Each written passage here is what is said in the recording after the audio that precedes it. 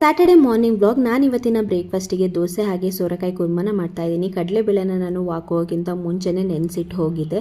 ಅಲ್ಲಿಂದ ಬಂದಮೇಲೆ ನಾನು ಸೋರೆಕಾಯಿ ಸಿಪ್ಪೆ ಎಲ್ಲ ತೆಗೆದು ಕಟ್ ಮಾಡಿಕೊಂಡು ಅದ್ರ ಜೊತೆಗೆ ಕಡಲೆಬೇಳೆನೂ ಆ್ಯಡ್ ಮಾಡಿಕೊಂಡು ರುಚಿಗೆ ತಕ್ಕಷ್ಟು ಉಪ್ಪು, ಸ್ವಲ್ಪ ಅರಿಶಿನ ಹಾಕಿ ಒಂದು 3 ವಿಷಲ್ ಕೂಗಿಸ್ಕೊತಾ ಇದ್ದೀನಿ. ಹಾಗೆ ನಾನು ರಾತ್ರಿನೇ ದೋಸೆಗೆ ಅಂತ ಅಕ್ಕಿನ ನೆನೆಸಿದ್ದೆ, ಅದನ್ನು ಕೂಡ ರುಬ್ಕೊಂಡಿದ್ದೀನಿ. ಯಾವಾಗಲೂ ಅಷ್ಟೇ ನಾನು ಇನ್ಸ್ಟೆಂಟಾಗಿ ದೋಸೆ ಮಾಡೋ ಥರನೇ ಮಾಡ್ಕೊತಾ ಇರೋದು ಈ ನಡುವೆ.